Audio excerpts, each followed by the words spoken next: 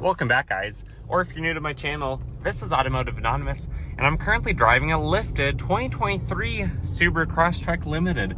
So it's the last year of the second generation, but it's lifted, probably about an inch, maybe an inch and a quarter, and the monotube suspension honestly looks pretty close to the factory, so it's probably just a basic lift kit, not really a suspension upgrade other than a height upgrade.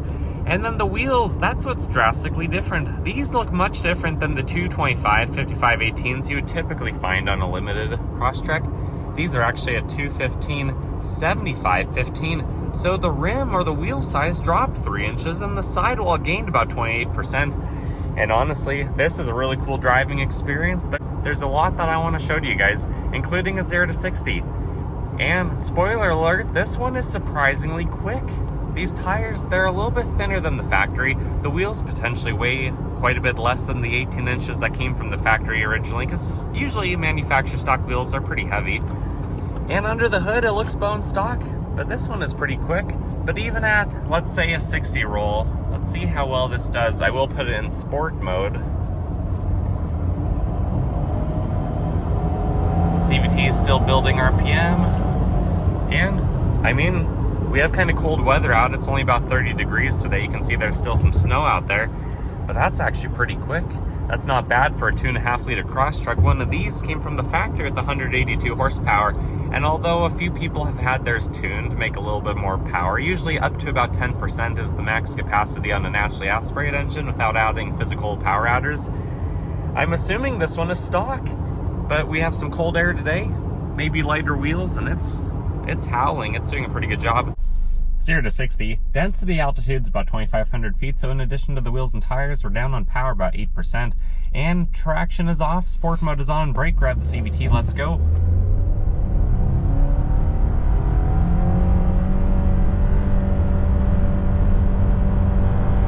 The power really kicks in above about 3,000 RPM, and then the CVT held its RPM like it's supposed to. True 0 to 60 came in at 7.98 seconds. That's actually one of the fastest Crosstreks I have ever tested. But overall, I really like this, guys. I've owned a Crosstrek. I owned a 2019, which is still part of the second generation. And I had it for 2 years, but it was a 2 liter and it was underpowered. This 2.5 liter is really nice. And if you're in the market for a lifted Crosstrek such as this, I'll link it in the description below. It's at Twin Falls Subaru. Fantastic dealership, and they often have a lot of really cool modified used stuff. And if you're enjoying this video, please consider liking my video. That small act of kindness really goes a long way in helping it to get shared and helping me know more of what you want to see. And then these wheels are actually probably a little bit in the Crosstrek Wilderness. I've driven a number of those. I actually own an Outback Wilderness. And personally, if you want something like the black leather interior and some of those higher end options, I'd maybe recommend buying something like a Limited, selling the factory wheels and tires for $1,000 and spending maybe an additional $1,000 above what you get for the reimbursement for those to buy this type of wheel and tire setup. And you don't even have to lift it if you don't want to, because again, it's the same diameter, should fit in the wheel well, being a little bit thinner, maybe about 7% thinner tire. I don't anticipate you guys are going to have any rubbing, but just walking up to this one, it looks quite a bit bigger than the average Crosstrek. Even parking this next to a Wilderness, and I think this might have the upper hand, at least in the looks department. Of course, it is a different generation, but overall, so far, I'm pretty impressed. And braking on these Toyo open country tires does really good. There's not a lot of road noise. You hear more boxer engine noise when you're revving out than anything else. And if you have slow-moving traffic in front of you like I do, and you're only on the gas pedal half the time, you could probably get pretty good gas mileage. Currently, I think I'm getting around 30 miles per gallon, so not too bad. These average about 30 from the factory. And if these wheels and tires weigh less and you only have maybe an inch more of body height, you really shouldn't be surprised if you get fairly similar gas mileage when it's not really windy out and there's not more resistance. Because resistance, as you go faster, it's not linear. It dramatically increases. But just driving this right now, it's quiet, it's composed, it feels really good, and it's smooth. Ride height, I'm next to a CRV. Feels like I'm about the same height as them. So it doesn't feel low to the ground. It's not like an Impreza with only 5 inches of ground clearance. This having probably 9 to 9.5, it's It's honestly pretty nice, pretty impressive. Sub 8 seconds is the fastest Crosstrek I've ever tested. So you might be wondering why lift one of these rather than buy something like a car up ahead, that 4Runner. Well, this is gonna get 10 miles per gallon better on average. It's gonna have about the same ground clearance, about 9.5 inches as that prehistoric beast. And although this might not look as cool, although looks are subjective, and I know there's a huge following for Subarus, there's also a huge cult following for 4Runners and Toyota trucks. This is just a lot easier to live with. It's more practical, it's more capable on road, it's smoother, you're gonna have higher end features, and it's just a much more pleasant drive. I've posted a few 4Runner videos recently, and I have another one to post soon, which maybe or maybe not it'll be posted before this video. That's to be seen. It's also safer, and as you can see, there was a car accident right up here. Oh man. And you want to have a safe vehicle. Crosstreks are 5-star crash test rated for a lot of their categories. 4Runners are not as safe. Hopefully the new generation, the 6th gen coming out soon, will be a little bit safer.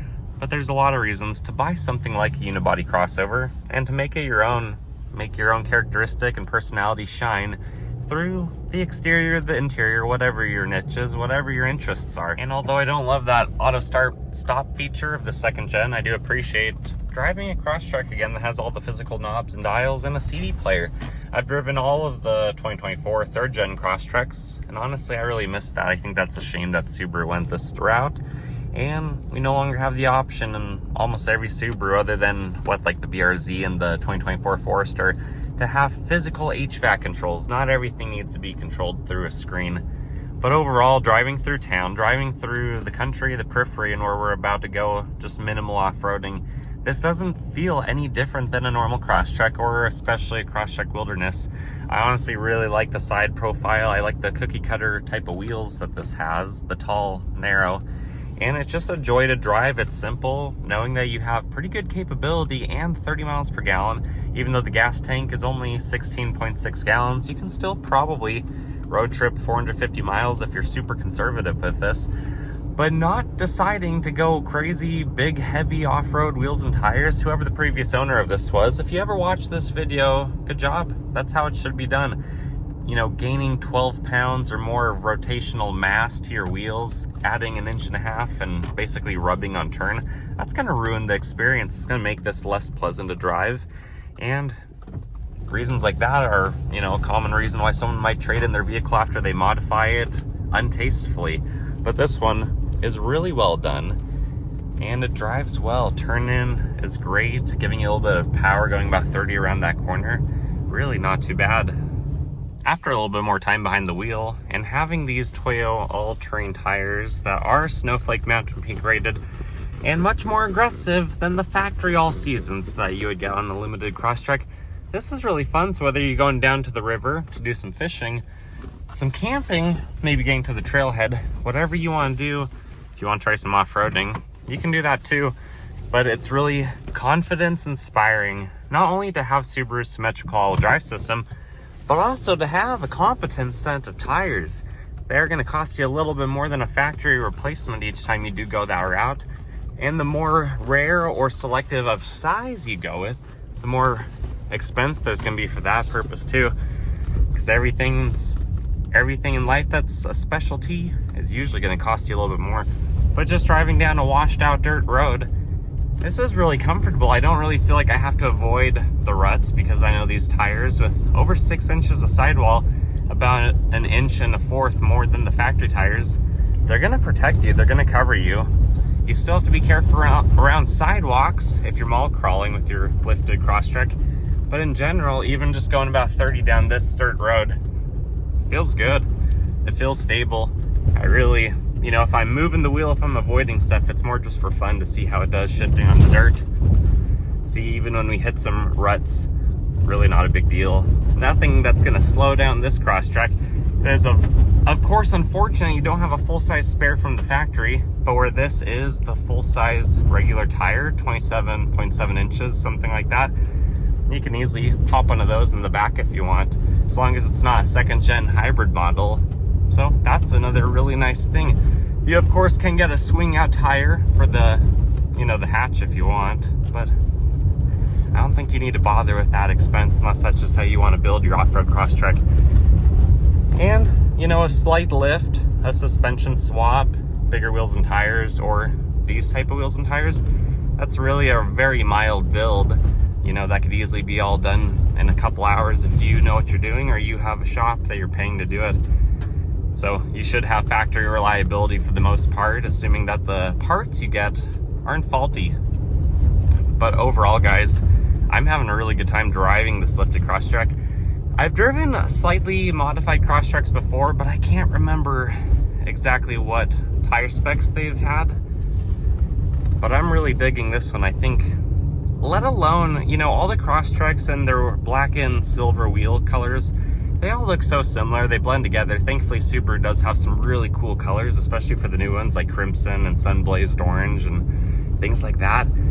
But it's just fun to customize and make your vehicle your own. And driving at, again, 30 miles an hour, it's smooth. The vehicle is composed. I can stop in a jiffy if I need to. Otherwise, no concerns. And also, I'm not really kicking up that many rocks. Not as many as I would expect for these knobby, more aggressive tires. So that's pretty cool too. Again, auto start stop unless you turn it off.